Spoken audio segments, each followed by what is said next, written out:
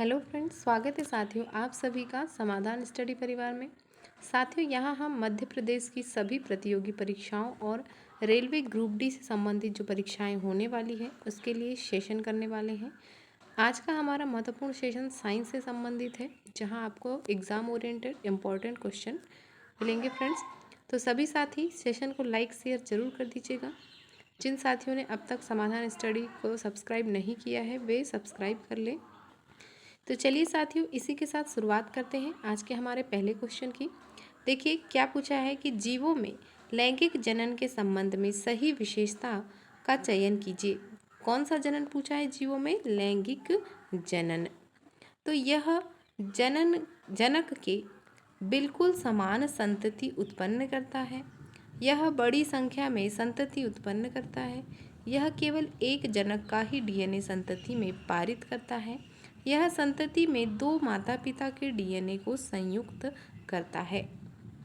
जीवों में लैंगिक जनन के संबंध में सही विशेषता या सही कथन यहाँ पर पूछा गया है। राइट आंसर देखें तो यह संतति में दो माता पिता के डीएनए को संयुक्त करता है। ऑप्शन डी इस क्वेश्चन का बिल्कुल राइट आंसर होगा फ्रेंड्स। चलिए देखते हैं अगला क्वेश्चन। मटर का पौधा अन्य पौधों पर चढ़ने के लिए किस संरचना का उपयोग करता है? प्ररोह, प्रधावक, चूसक, प्रतान।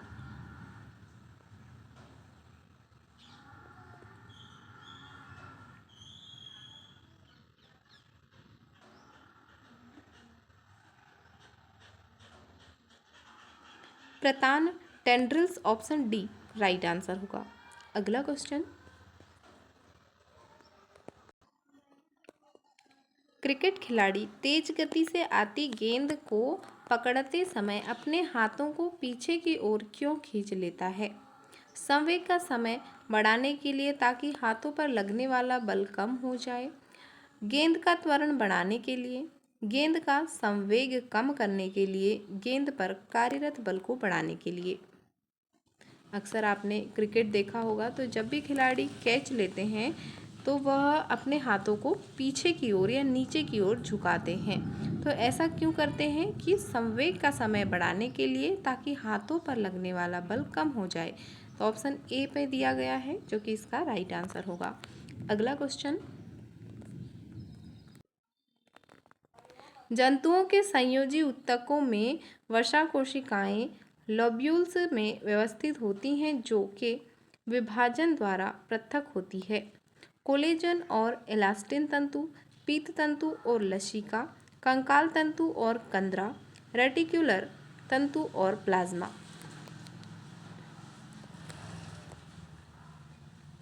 कोलेजन और इलास्टिन तंतु। ऑप्शन ए इसका राइट आंसर होगा। नेक्स्ट। निम्नलिखित में से कौन सा अल्ट्रासाउंड का अनुप्रयोग नहीं है? नियमित श्रवण परीक्षण, धातु ब्लॉक में दरारों का पता लगाना, वस्तुओं की सफाई, मेडिकल इमेजिंग।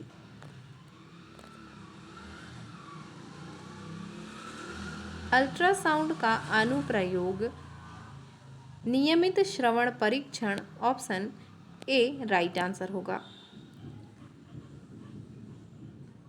अगला क्वेश्चन। धातु का संरक्षण एक ऐसी प्रक्रिया है जिसमें धातुएं अपना रंग स्थायी रूप से बदल लेती हैं। धातुएं पर्यावरणीय कारकों के साथ अभिक्रिया करके ऑक्साइड, सल्फाइड या कार्बोनेट में रूपांतरित हो जाती हैं। अम्लों के साथ अभिक्रिया के कारण धातुओं का भार बढ़ जाता है। धातुएं निम्न तापमान पर पिघल जाती हैं। धातु का संरक्षण ऐसी प्रक्रिया है जिसमें धातुएं पर्यावरणीय कारकों के साथ अभिक्रिया करके ऑक्साइड, सल्फाइड या कार्बोनेट में रूपांतरित हो जाती है। ऑप्शन बी राइट आंसर होगा। अगला क्वेश्चन। निम्नलिखित में से कौन सा वंशगति के संबंध में मेंडल के निष्कर्ष को सही रूप से दर्शाता है? प्रत्येक विशेषक 3 जीनों द्वारा नियंत्रित होते हैं। प्रत्येक विशेषक एक गुणसूत्र द्वारा नियंत्रित होते हैं। प्रत्येक विशेषक दो कारकों द्वारा नियंत्रित होते हैं। प्रत्येक विशेषक एक कारक द्वारा नियंत्रित होते हैं। प्रत्येक विशेषक दो कारकों द्वारा नियंत्रित होते हैं। ऑप्शन सी राइट आंसर होगा। अगला क्वेश्चन, निम्नलिखित में से कौन सा गैस पर दाब बढ़ाने का परिणाम है? गैस का विक्षेपण, गतिज ऊर्जा में वृद्धि, अंतराण्विक स्थान में वृद्धि, अंतराण्विक स्थान में कमी। गैस पर दाब बढ़ाने का परिणाम अंतराण्विक स्थान में कमी। ऑप्शन डी राइट आंसर होगा। अगला क्वेश्चन, निम्नलिखित में से कौन सी विधि फसलों के लिए जल उपलब्धता में वृद्धि हेतु सिंचाई की नई पहल का हिस्सा है? वर्षा जल संचयन और जलभृत प्रबंधन, खाद्य और रासायनिक छिड़काव, ड्रिप सिंचाई और फसल चक्रण, स्प्रिंकलर सिंचाई और जुताई।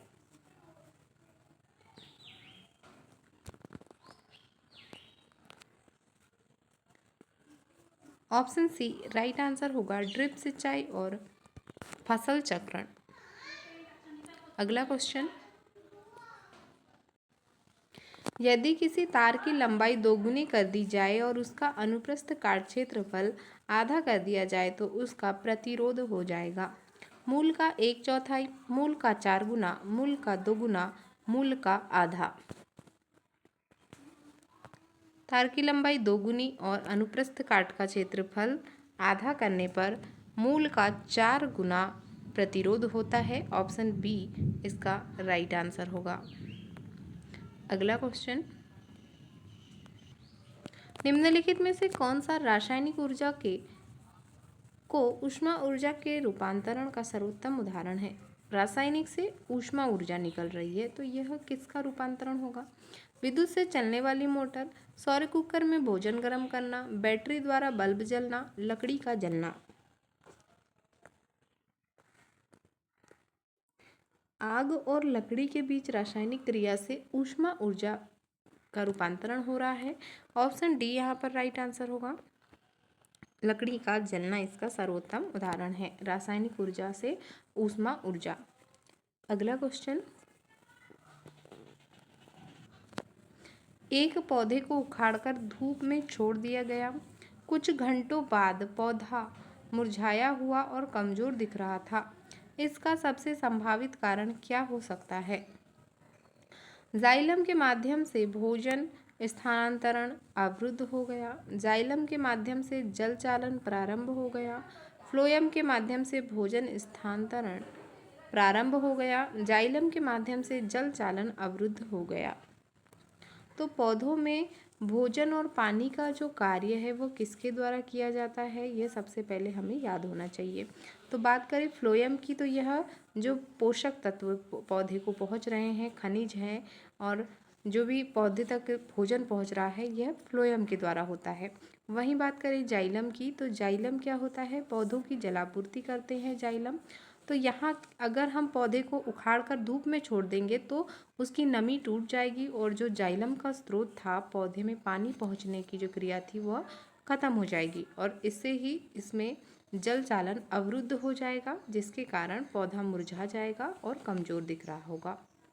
तो जाइलम के माध्यम से जल चालन अवरुद्ध हो गया, ये इसका राइट आंसर होगा। Option D. अगला क्वेश्चन,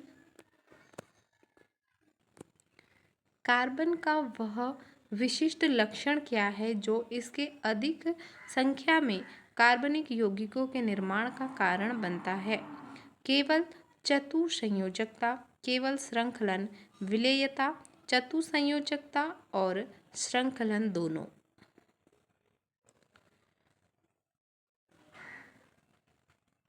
टेट्रावेलेंसी और श्रृंखलन दोनों, चतुसंयोजकता और श्रृंखलन। ऑप्शन डी इसका राइट आंसर होगा। यह कार्बन का विशिष्ट लक्षण है जिससे अधिक संख्या में कार्बनिक यौगिक का निर्माण होता है। अगला क्वेश्चन, अयस्क से अपद्रव्य को हटाने के लिए उपयोग की जाने वाली प्रक्रियाएं अपद्रव्य और अयस्क के किन गुणों के बीच अंतर पर आधारित है? केवल भौतिक, रासायनिक या भौतिक, केवल रासायनिक, अपवर्तनांक। रासायनिक या भौतिक, ऑप्शन बी इसका करेक्ट आंसर होगा। अगला क्वेश्चन, हाइड्रोक्लोरिक एसिड के साथ धातु सोडियम कार्बोनेट और सोडियम बाइकार्बोनेट की अभिक्रिया के बीच क्या समानता है? कार्बन मोनोऑक्साइड मुक्त होता है, हाइड्रोजन गैस मुक्त होती है, हाइड्रोजन कार्बोनेट बनता है, सोडियम क्लोराइड बनता है।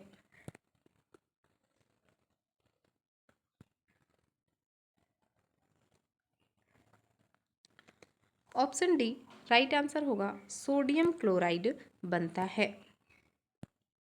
NaCl, जिसे नमक कहते हैं। अगला question,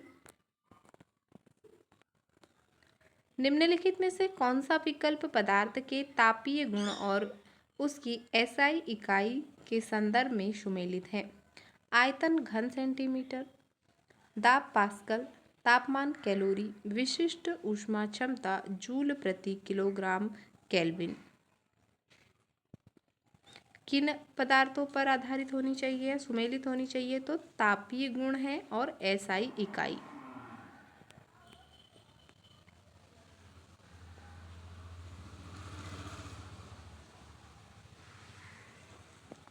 option D right answer होगा,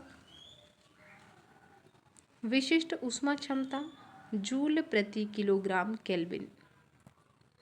अगला क्वेश्चन, एक भारी लकड़ी के गुटके को किसी खुरदुरे फर्श पर धकेला जाता है। लगाया गया बल धीरे धीरे बढ़ाया जाता है। पहले तो ब्लॉक हिलता नहीं है, फिर एक निश्चित बल पर ब्लॉक खिसकना शुरू कर देता है। अंततः जब ब्लॉक खिसक रहा होता है तो वह स्थिर वेग से चलता है। निम्नलिखित में से कौन सा कथन इन 3 चरणों में बल की स्थिति का सही वर्णन करता है? पहला है चरण 1 संतुलित, चरण 2 संतुलित, चरण 3 असंतुलित, चरण 1 संतुलित, चरण 2 असंतुलित, चरण 3 संतुलित, चरण 1 असंतुलित, चरण 2 संतुलित, चरण 3 संतुलित, चरण 1 असंतुलित, चरण 2 असंतुलित, चरण 3 संतुलित। तो क्या इसमें स्थिति होगी बल की? यहाँ पर पूछा गया है जब पहले ब्लॉक नहीं हिलता। किसकी बात हो रही कि एक भारी लकड़ी के गुटके को किसी खुरदुरे फर्श पर धकेल दिया जाता है, तो बल क्या है, धीरे धीरे कैसा बढ़ेगा? पहले ब्लॉक नहीं हिलता है, फिर एक निश्चित बल पर या ब्लॉक खिसकना शुरू कर देता है, अंततः ब्लॉक खिसक रहा होता है तो वह स्थिर वेग से चलता है। तो क्या स्थिति यहाँ पर बल की होती है?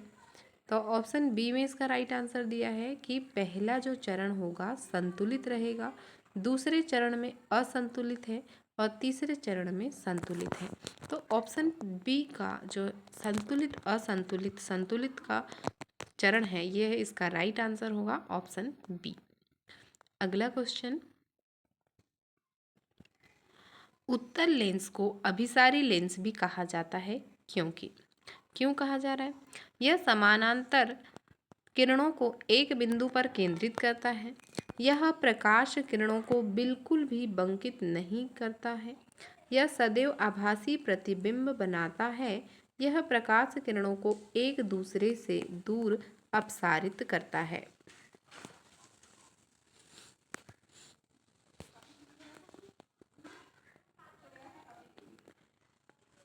ऑप्शन ए राइट आंसर होगा, यह समानांतर किरणों को एक बिंदु पर केंद्रित करता है, इसीलिए उत्तल लेंस को अभिसारी लेंस भी कहा जाता है।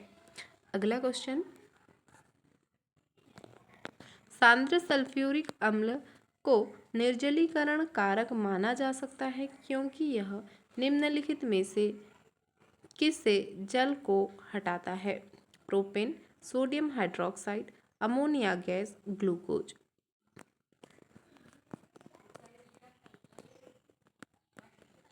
ऑप्शन डी राइट आंसर होगा, ग्लूकोज।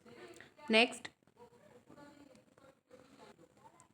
एक कोशिकीय जीव का समान आनुवंशिक सामग्री वाले 2 बराबर संतति कोशिकाओं में विभाजन को निम्नलिखित में से क्या कहा जाता है? मुकुलन, बीजाणु निर्माण, द्विखंडन, संयुग्मन। Binary fission, option C right answer होगा, द्विखंडन। नेक्स्ट, किसी जीव में कोशिका भित्ति का स्थान क्या होता है? किसी जंतु कोशिका में प्लाज्मा झिल्ली के ठीक अंदर, किसी पादप कोशिका में प्लाज्मा झिल्ली के ठीक अंदर, किसी पादप कोशिका में प्लाज्मा झिल्ली के ठीक बाहर, किसी जंतु कोशिका में प्लाज्मा झिल्ली के ठीक बाहर।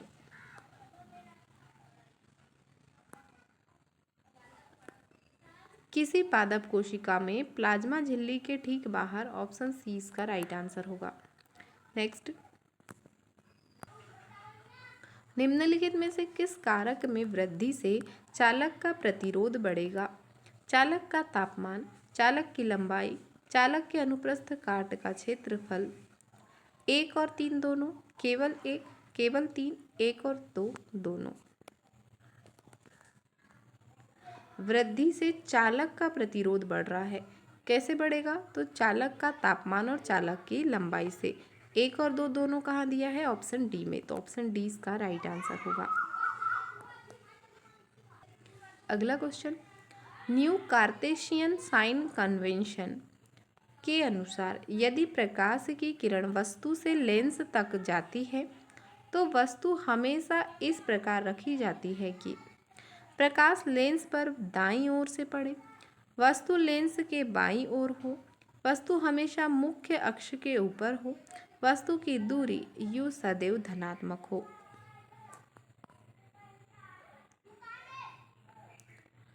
ऑप्शन बी राइट आंसर होगा, वस्तु लेंस के बाईं ओर रखी जाती है, तभी जो है प्रकाश की किरण वस्तु से लेंस तक जाती है। ऑप्शन बी राइट आंसर होगा। आज का महत्वपूर्ण सेशन यहीं तक है फ्रेंड्स, तो सभी साथी सेशन को लाइक शेयर जरूर कर दीजिएगा। मिलते हैं फ्रेंड्स अगले महत्वपूर्ण सेशन के साथ। Thank you for watching.